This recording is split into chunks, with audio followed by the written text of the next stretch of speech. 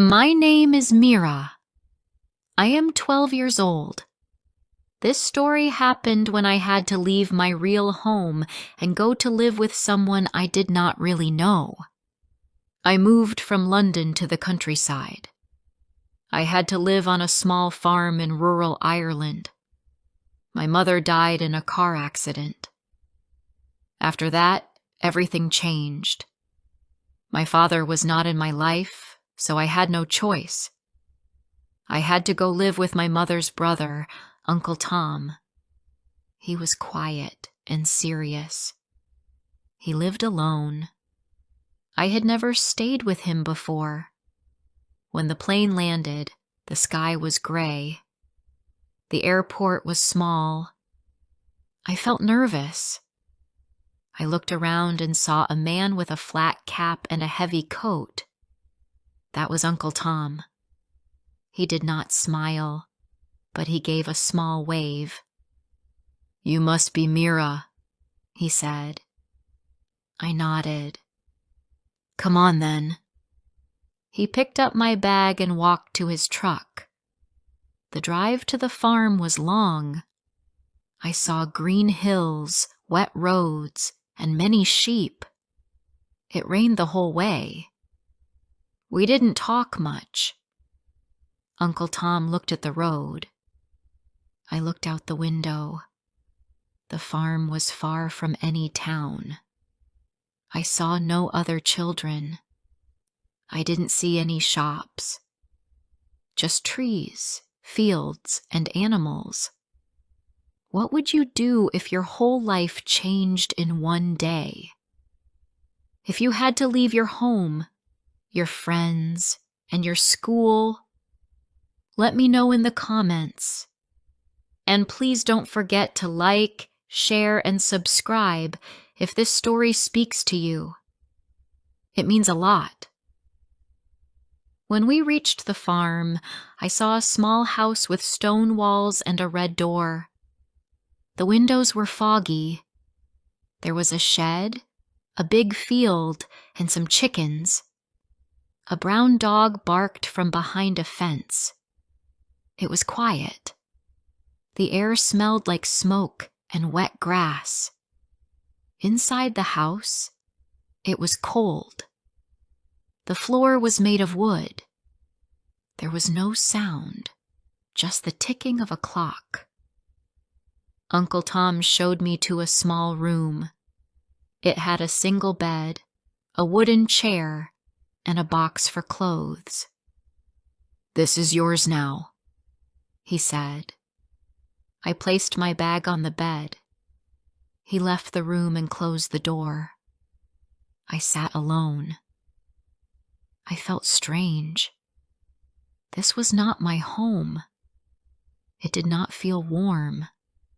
It did not feel safe. It was too quiet. That night I could not sleep. I missed my mother. I missed our flat in London. I missed my school, my friends, my warm blanket, and the sound of buses on the street. Everything here was new. I pulled the blanket over my head. I wished I could go back. The next morning, I woke to the sound of the rooster. It was loud and sharp. The room was still cold. I went to the kitchen. Uncle Tom was drinking tea. He gave me some toast and eggs. "You'll start school next week," he said. "The village school is not far." I did not speak. I nodded and ate my food. It tasted different. Later, he took me to see the farm. There were sheep, chickens, and 2 cows. He showed me the field and the tools in the shed. He said, "I wake early. Work starts at sunrise." I did not know what to say. I was not used to this kind of life. I missed books, shops, and city lights. In the afternoon, it started to rain again. I sat near the window. I saw nothing but gray sky and mud. The dog slept near the fire. I wanted to call someone, but my phone had no signal. Uncle Tom had no Wi-Fi. He didn't use computers. He said, "Out here, we work with our hands." I stayed quiet most of the time. I was polite. I washed my plate. I tried to help with small things, but inside I felt lonely.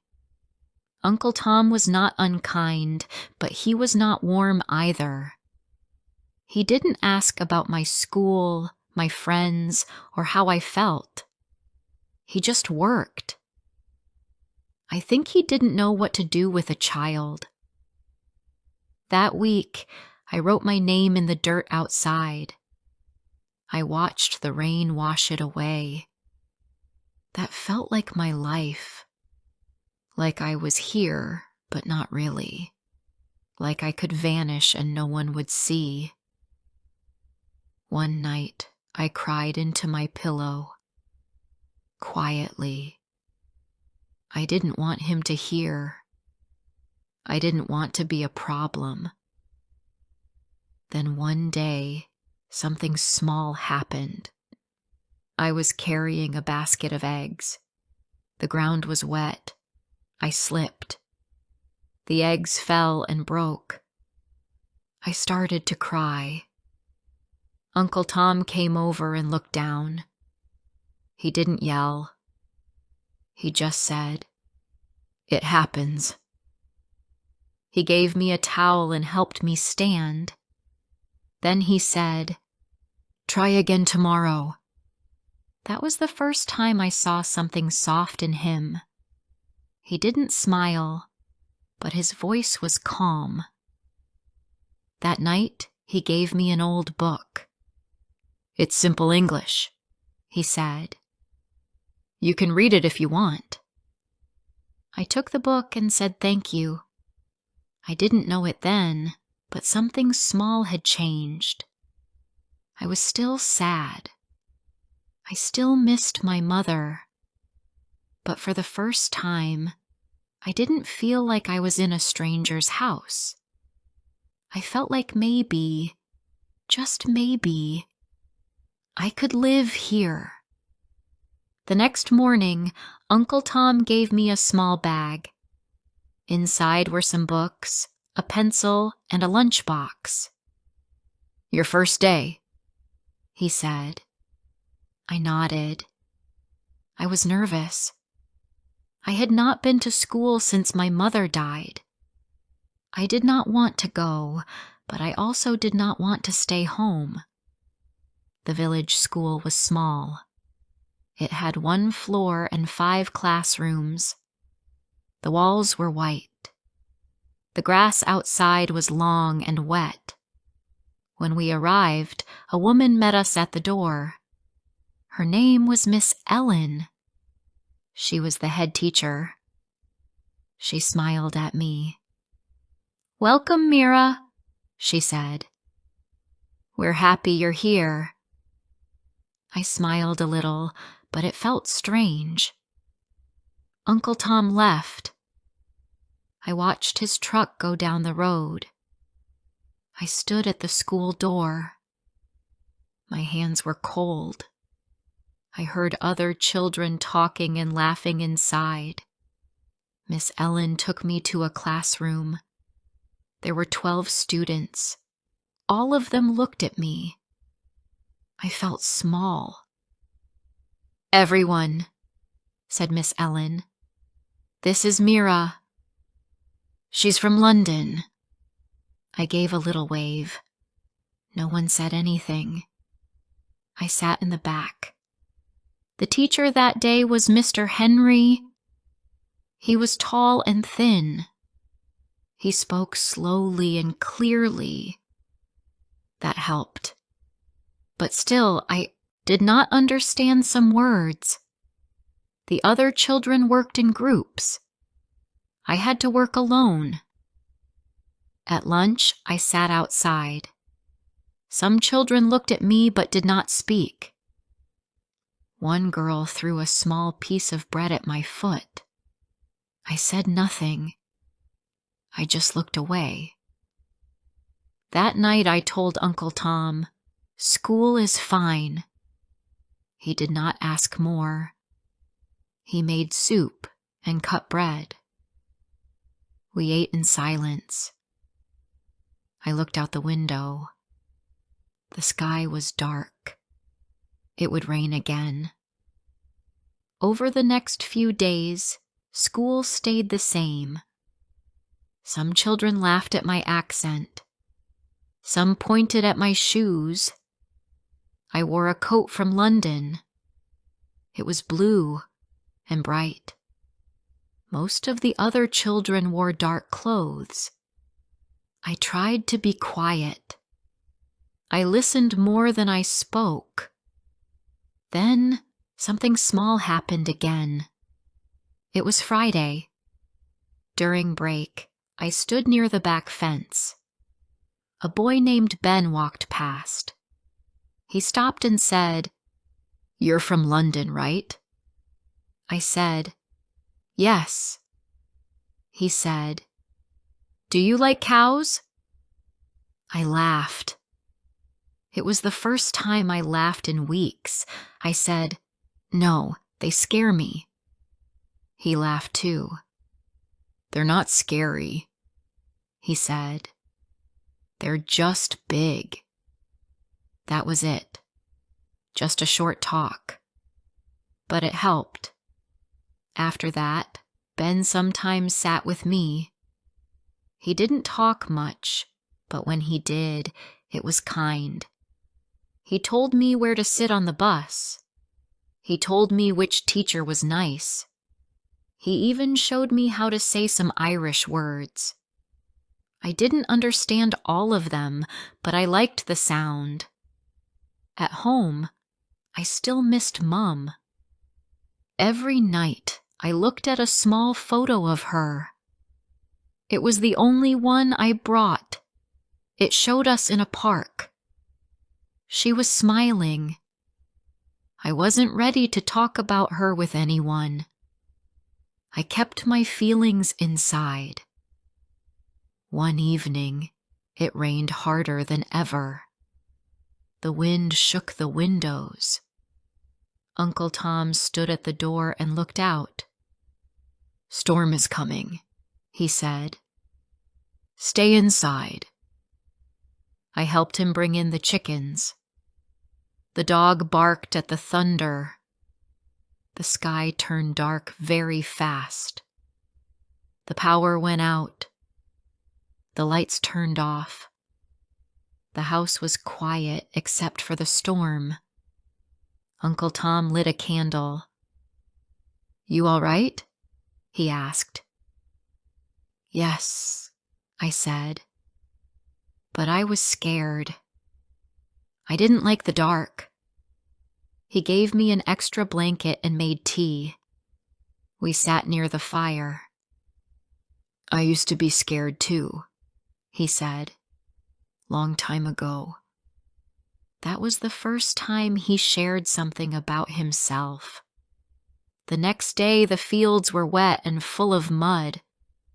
A tree had fallen near the back fence. We went outside to check the damage. I slipped again, just like the first week. My jeans were wet and dirty. Uncle Tom helped me up. "You all right?" he said. "Yes," I said, laughing a little. That weekend, Uncle Tom said, "Let's go into town." I was surprised. He did not usually go out much. We took the truck and drove to the nearest shop. It was small, with one long street and a few people. He bought bread, butter, and tea. Then he handed me a small bar of chocolate. "For you," he said. I smiled and said, "Thanks." We saw a woman outside the shop. She wore a green coat and smiled at Uncle Tom. "Is this Mira?" she asked. "Yes," he said. "My niece." She said, "I'm Nora. I live down the road. If you ever need help, come by." I nodded. She seemed kind. Back at the farm, Uncle Tom gave me a job. "You can help with the hens," he said. "Just check their water and feed." I liked it. The hens were noisy, but not scary. The dog followed me around. His name was Toby. I started to like him too. One afternoon, I found an old box in the shed. Inside were small tools, old books, and a photograph. It was of a young woman and a little girl. I picked it up. Uncle Tom saw me. He said, "That's your mom. She was young there." I took that photo. I looked at it for a long time. "Can I keep it?" I asked. "Of course," he said.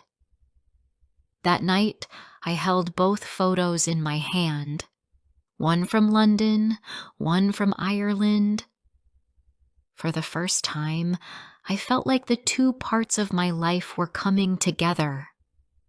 At school, Ben was still the only one who talked to me. But that was okay. He told me about the fair that was coming next month. "It's big," he said. "People bring animals and games. You should come." I nodded. "Maybe," I said. I wanted to go. I just didn't know if Uncle Tom would say yes. When I asked him, he said, "If you finish your work, yes." That was the closest thing to a yes I had heard from him. I smiled. One afternoon, I stayed late at school to clean the art room. Miss Ellen came in and sat beside me. "You're doing well," she said. "I know it's not easy, Mira." I looked down. She said, "Your uncle is trying too. He is quiet, but he cares."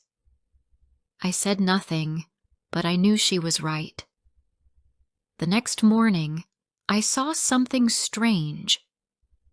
Uncle Tom was talking to the hens. He bent down and said, "Morning, girls."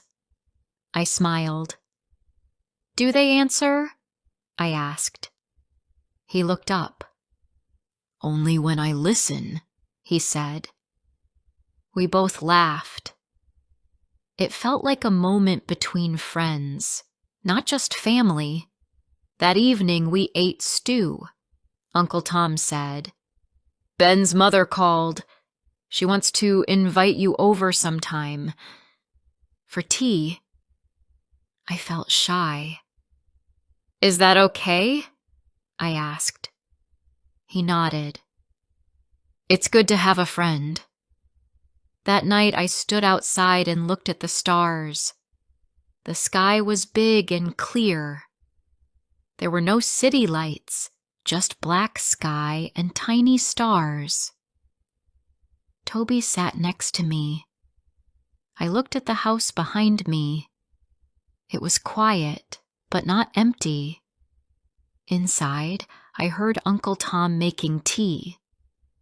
I thought about Mom. I missed her every day. But I also knew something now. I was not alone. I was still sad, but I was not lost. Not anymore. This place was not home yet, but it was something close. The fair came on a cool Saturday. The sky was light gray, but it did not rain. Uncle Tom drove me and Ben to the village square. There were people, food stands, and music. I had never seen the village so busy. It was full of sound, color, and laughter. Ben showed me everything. There was a cake contest, sheep with blue ribbons, and a small petting farm. "Do you want candy floss?" he asked. I said yes. He bought one and gave it to me. It was pink and soft. "Try it," he said. I smiled. "It's like a cloud," I said. He laughed. Then we saw a painting tent.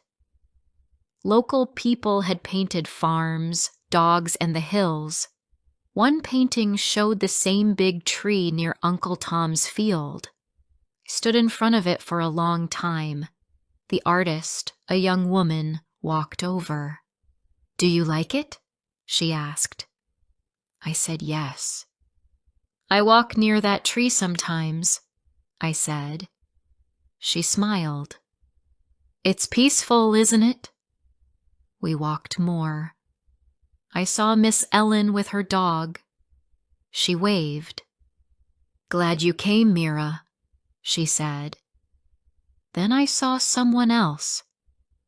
Nora, the woman in the green coat from the shop. She gave me a soft scarf. "It's for winter," she said. "You'll need it soon." I thanked her. When we got home that evening, my shoes were muddy and my cheeks were red. Uncle Tom looked at me. "Good day?" he asked. "Yes," I said. "Best one so far." He smiled. Not a big smile, but enough. The next morning, I helped with the chickens and fed Toby. Then I cleaned the kitchen. Uncle Tom was fixing the fence. After lunch, we both sat outside.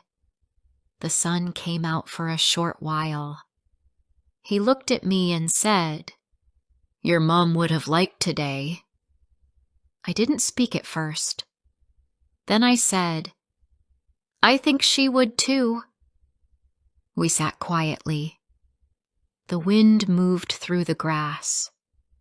It was not the loud kind of quiet. It was soft.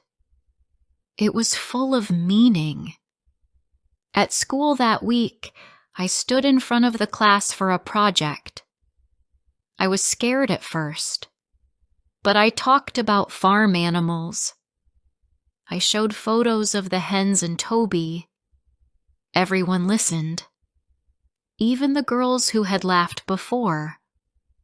One girl came to me after class. Her name was Sarah. "I like your dog," she said. "He looks smart." Ben smiled at me. "Told you it would be fine," he said. At home, I started to help more. I washed dishes, brought in firewood, and helped carry tools to the shed. Uncle Tom didn't say much, but I saw the change. He looked at me more. He said, "Good work, sometimes." And once he even said, "You make things easier." One cold night, I heard a knock at the door. It was Nora again. She brought a basket with bread and eggs. "Thought you two could use this," she said. I helped her bring it to the kitchen. "You're growing strong," she said. "I see it in your eyes." I smiled. "I feel different now." "You're not just visiting anymore," she said. "You belong." That night, I sat in my room and thought about her words. You belong. For a long time, I didn't believe I belonged anywhere. Not here. Not even in London without Mom. But now, I did believe. Just a little. And that was enough.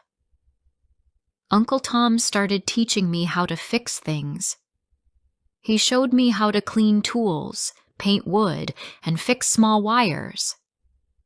"Good hands," he said once. "Your mom had those too." One evening, I helped him make dinner. He let me choose the meal. I picked soup and toast. He watched as I cut the onions. "You're learning fast," he said. I looked up. "Are you glad I'm here?" He stopped for a second. Then he said, "Yes, I am." That night, I didn't cry at all. Not even a little. Winter came. The fields turned brown.